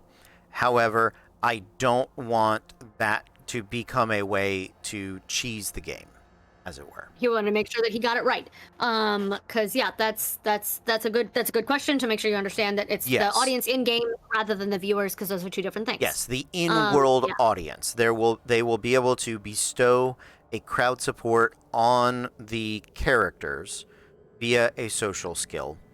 And in order to gain any more, you will have to beat the previous social score roll. Yes, which will be fun. I did not know Call Lightning wouldn't work indoors. I never thought about that. So, But Magic Arena. So there we are could probably. Yeah, so the arena of the two that we have, the arena Call Lightning is viable. However, the dungeon Call Lightning would not be viable because the roof is much lower. Nice. All right. So, for the moment that's those, really quickly make sure that we daytime frequency. Oh yes. We're also going to be preferencing people who have 2 nights. We're looking for a Venn diagram here. People who have the good streaming setup that we need. People who have the same nights available as each other. So if most people are available Fridays and Saturdays, we're going to preference to people who fit that category and are in that circle there. Yep. So even if the best options we have are Thursday and Sunday people, we may not be, but the most options we have are Fridays. And so we're going to work on that, but it's going to be, there's going to be 2 nights a week.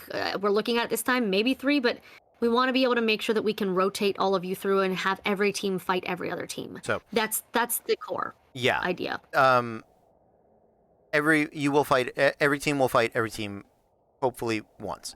Some teams may fight more than once, depending on the number of teams that we are able to accept. And the thing is, the most games I can run in a night is 3. That is 6 hours of streaming. And the most I can do that right now is 2. Or maybe 3 if we get some really great options. Yeah. So that is going to be sort of our limiting factor. I mean, we'll talk about number of nights, but the most games I can run in a night is 3. That's 6 We hours. have learned. Good God, it was a lot. Yeah. And yeah, that's why we put the thing for your links, is because we need to be able to vet people. And if we had only gotten, well, there were only 3 applicants that had a streaming presence, and everyone else wasn't. But we got a shit ton of applicants, and so we may not have to, expand. Like, we're trying to preference the thing that it's going very fast, and we don't have time to vet as much as we got to make sure that people are already up there. Yeah. So I get it. Physical map or virtual, we've discussed it's going to be virtual for now, but in future, if someone wants to donate terrain to build these for part of the dungeon builder, we will happily do Cody will have a camera and he'll move the minis, and then everyone else will just be able to look at it. Like, that will be dope as fuck, but we don't have the money to put that up right now. If this does really, really well, we might be able to put part of the funding toward that for next season, or if someone wants to donate a full-ass dungeon, go for it. If somebody that, call, is it Dwarven Forge? Like, somebody fucking call them. Let's go. If that's something that the viewers want to rally behind to do for the championship match, I that is the most time frame I am comfortable with going with a physical map for this one, right? If in future seasons we have dungeon builders that want to do physical and we create the setup for it, we will be prepared for that. But for this one, the championship match or the playoffs is as early as we anticipate that. So a lot of these questions I've answered on TikTok, as I mentioned, and we're going to get a Q&A section up on the website as soon as possible. So you can pick either set of character options. So one might use a player's handbook ranger while another team might have a Tasha's ranger. Yes. Those correct. are both official. They're both official. They're both allowed. If neither of them are UA, fucking go for it. You can go stream yourself making characters under Just Chatting or D&D Twitch and have some fun. And again, part of the reason we are making this, we want the base there, or you have the ability to build a base, is I've learned in the indie author world, marketing is very important, and part of that is partnering with other people who know how to market. And so we got to make sure that you can go find friends to come watch. We have professional games to pretend I'm now an athlete again. We've discussed character levels. We have discussed character creation rules. Multi-classing is allowed as long as you fit the requirements. Absolutely. How broken are we allowed to get? Well, as I mentioned on TikTok, if everybody builds game-breaking characters, they are no longer game-breaking characters. They're just normal. Like, remember, if you think I'm gonna break the game, everyone else fucking thought that too. I will say this. The one class that looks like it's going to potentially suffer is the Warlock because of their limited spell slots. The one fix I have for that is that after halftime, they will refresh their spell slots. Other than that, there will be opportunities for every class to shine in every opportunity. So if you think I can build the I don't know, Fireball King of the World and just fireball my way through this entire thing. You will find some success. The players and other teams will counter build and correct. And beyond that, the dungeons will adjust because this is both in world and in reality a show. Whatever cheesy build you're thinking of, there's probably an answer for it. And you're going to be facing off at least bare minimum 6 other people. So keep that in mind. I would build a character that was me, would build a character for versatility and personality. If the people like you, they will support you. And if you're versatile enough, you can adjust to anything that is thrown at you. Most of the time, broken or cheesy or min-max builds are really, really great at doing one thing. One thing. But so was Harry Potter. He was really good at one spell. He was he had luck feat. He had the luck feat. And some kind of racially inappropriate Stone's Endurance bullshit. And he was really good at Expelliarmus. He poured all of his stats into that. And it worked for him really well. Listen, I love Bruce Lee. I love the quote, I don't fear the man that practiced 100 kicks one time, or 1,000 kicks one time. I fear the man that practiced one kick 1,000 times. So there's something to be said for only having one trick. But I will tell you, it is not all combat.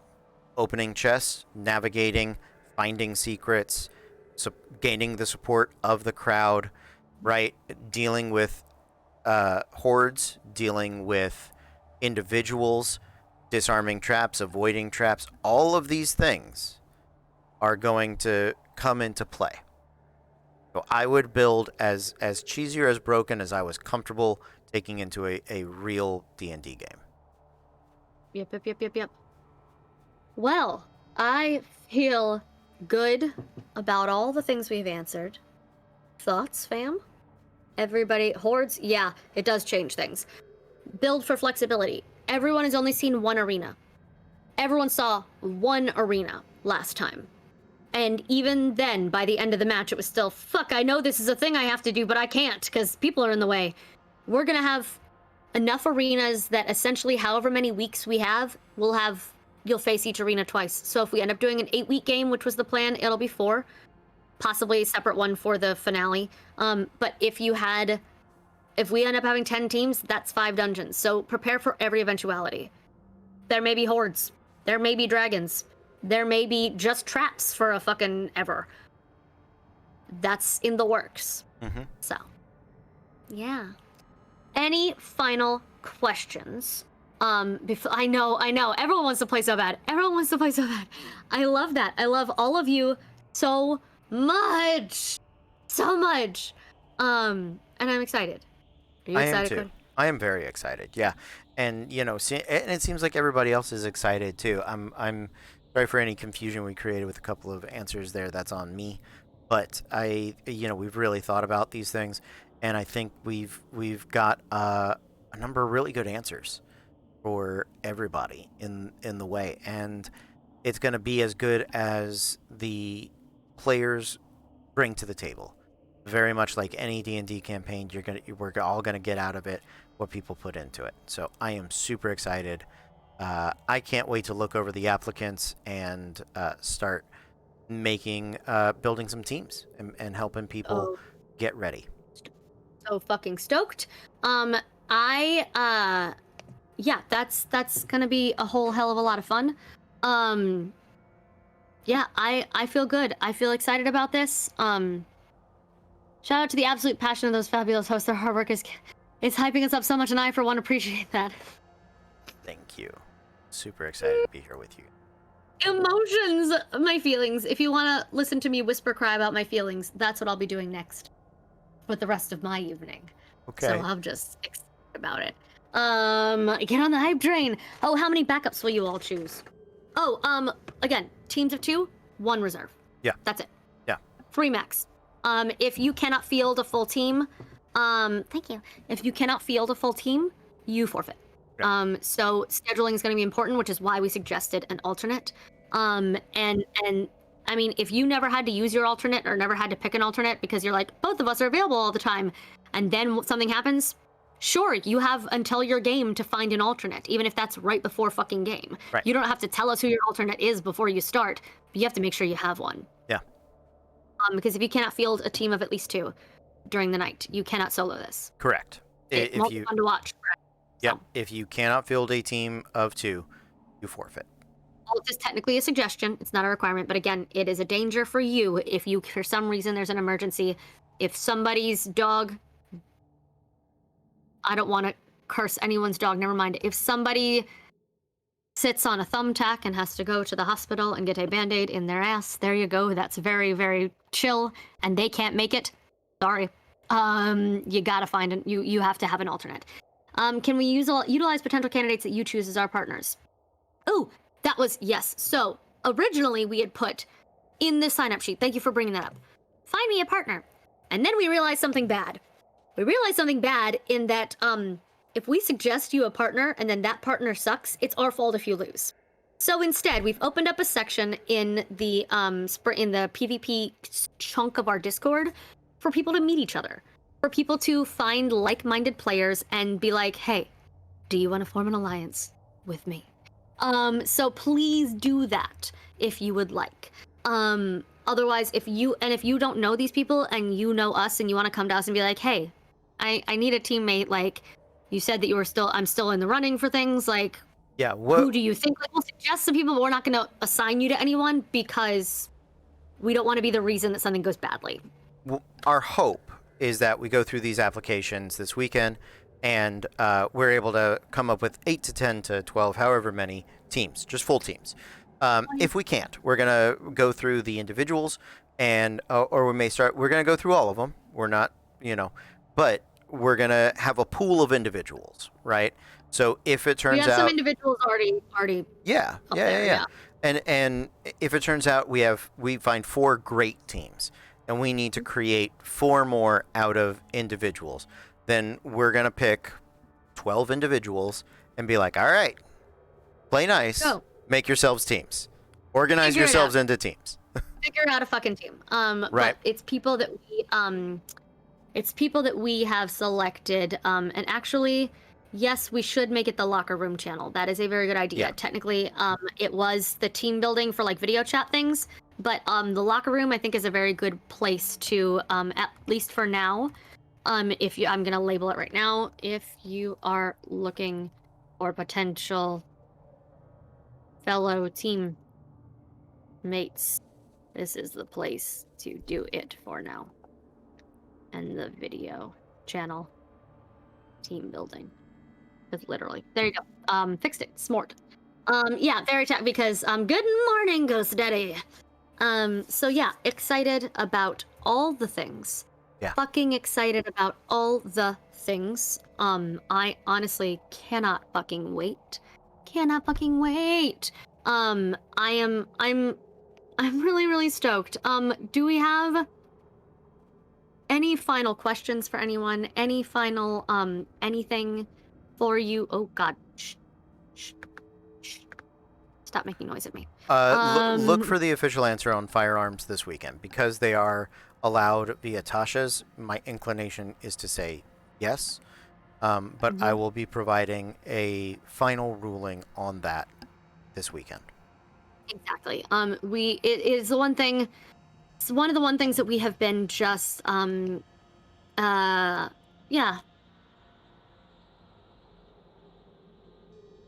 That's all. Sorry. You're good. I am very excited about all of this. Yeah. No, we are not going to be playing with crafting rules. You purchase it or you don't get it. Because I'm not.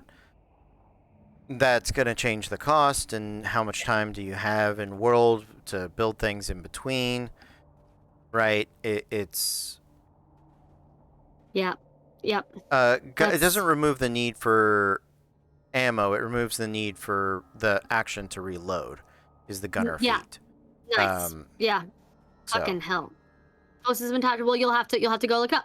That is a we want to answer all of those things. However, if we give you the wrong answer and you come back and you're like, well, they said fuck. Yeah. So also, seeing where this conversation is going, my instinct is to say we're not going to be doing firearms or Mercer classes this time through.